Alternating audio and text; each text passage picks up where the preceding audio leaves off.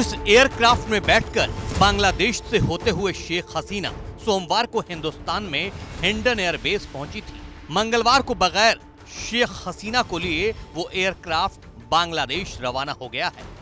शेख हसीना हिंदुस्तान में ही रह गए। इधर बांग्लादेश की राजधानी ढाका और तमाम दूसरे शहरों में हिंसा का दौर मंगलवार को भी जारी है। शेख हसीना को सत्ता से बेदखल करने के बावजूद आंदोलनकारी अब तक शांत नहीं हुए हैं।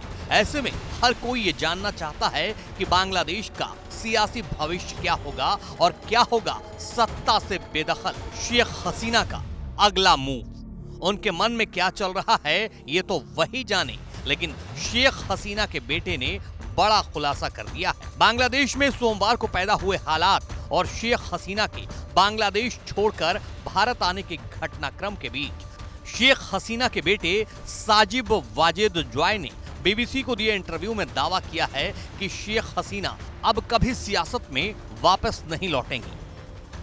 बीबीसी को दिए एक इंटरव्यू में साजिब वाजिद जॉय ने कहा कि उनकी मां बांग्लादेश में बदलाव लाने की पूरी कोशिश कर रही थी, बावजूद इसके उनके नेतृत्व के खिलाफ आंदोलन हुआ। इससे वो बहुत निराश हैं। इस इंटरव्यू में साजिब वाजिद जॉय ने आगे बताया कि शेख हसीना रविवार से ही इस्तीफे पर विचार कर रही थी और अपने परिवार के दबाव के बाद अपनी सुरक्षा के लिए देश छोड़कर चली गई। उन्होंने बांग्लादेश को बदल दिया।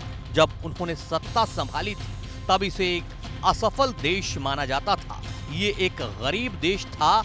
आज इसे एशिया के उभरते देशों में से एक माना जाता है। बहरहाल सियासत का मिजाज ये कहता है कि जो दिखाया या बताया जाता है वो किया नहीं जाता, और जो किया जाता है वो बताया या दिखाया नहीं जाता। तो फिर इंतजार करना होगा कि शेख हसीना का अगला कदम क्या होगा। कयास लगाए जा रहे हैं कि लंदन में सियासी शरणार्थी के तौर पर शरण ले सकती है।